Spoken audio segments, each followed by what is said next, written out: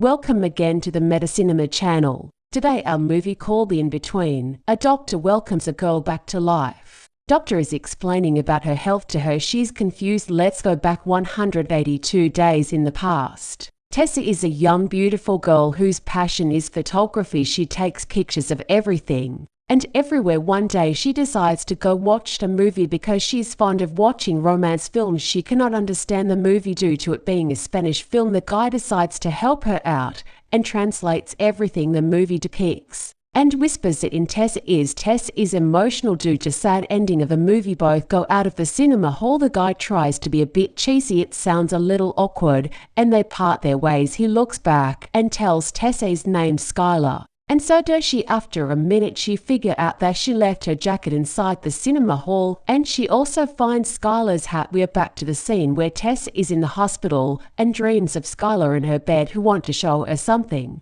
She suddenly wakes up from the dream. She explained to her foster parents and the doctor that she can see Skylar like he's still with her. Later she wakes up at night and starts to cry thinking of Skylar. She gets a text message from a known number and is shocked to find a picture. In a few days she meets a woman who specializes in after-death incidents. She suggests Tessa to read her book, but she denies it. We again go back 102 days. This time Tessa is wondering about the man who is actually Skylar. After explaining about her photo in her class, she goes home. It is clear that her passion for photos is not ordinary. Tessa and her friend is invited into a sports game where Tessa takes pictures and finds that Skylar is one of them, and he manages to win the game. Later on, when Tessa goes towards Skylar to give his hat back and say hi, Skylar acts like he just found a long-lost treasure. Skylar's mom reveals Tessa that he has been looking for her on the internet for a long time.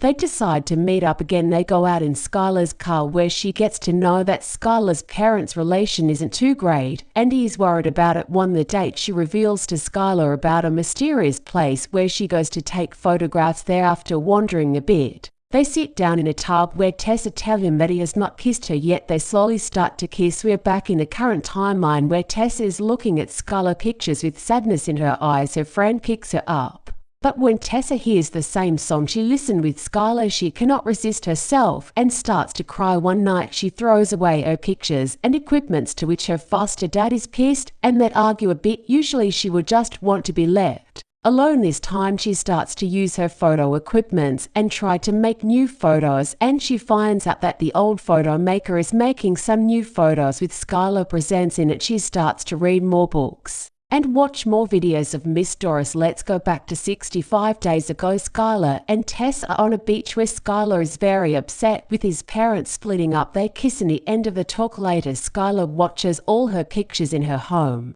and is amazed by it. Next day she wakes up very early and is ready to go with Skylar. They go inside a jungle and decide to vote. Skylar teaches Tess on how to vote and they look a bit closer. Skylar tells her that he loves her where she does not reply anything. But later she starts to kiss him and they make love. Back in the present timeline, she's explaining to her friend about paranormal things, but she ignores her in the exam. Tessa's pencil starts to move forcefully and everyone's phone starts to ring, indicating Skylar's presence. 11 days before the accident, Skylar and Tessa are in an art gallery where they meet Skylar's father. Skylar took one of her pictures and put it on sale, to which she feels annoyed and angry. They have a small argument about it and talk about their future. They want to live together, but on one side Skylar is going to another state and wants Tessa to join his state school, but Tessa thinks she will not be able to afford it. They text to each other where Tessa is missing Skylar. In the present timeline, Tessa and her friend Shannon decide to do voodoo table, but it seems to not work out.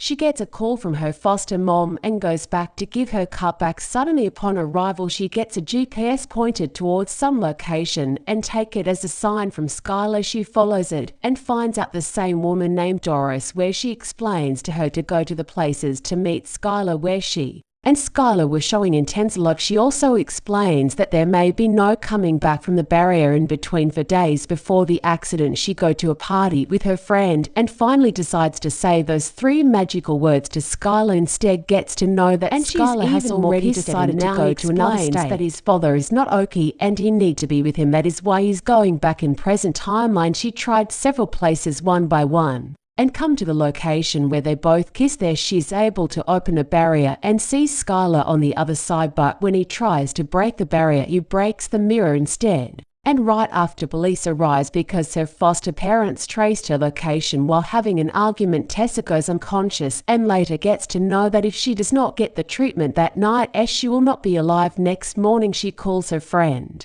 and they both try to go to last location to meet Skylar, but Skylar itself starts to help them by driving their car to the location where the accident occurred. Tessa goes unconscious again and sees herself as a ghost. She also sees the incident where they meet again before Skylar is about to leave the city. She eventually tells him that she loves him, and seeing that her ghost form is finally happy. Not only this, but she also sees the ghost Skylar. She kisses him and hugs him. They see themselves in a house. And now she has to choose either her family or Skylar. She chooses her family and wakes up where her foster parents greets her with happiness. Later on, she's giving presentation to big judges of some big organization and appreciating Skylar's suggestion about pursuing her dreams. Thanks for watching. Don't forget to like and subscribe.